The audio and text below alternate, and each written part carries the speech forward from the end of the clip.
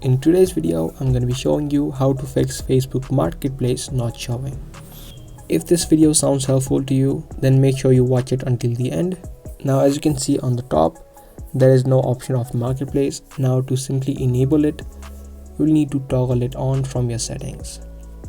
Tap on the three lines on the top right, and then head over to the settings by scrolling down and tap on settings and privacy, and again tap on settings. Now from settings, you'll see a search bar on the top. You simply need to search for a shortcut and tap on the shortcuts bar. Now you can see the marketplace option is toggled off.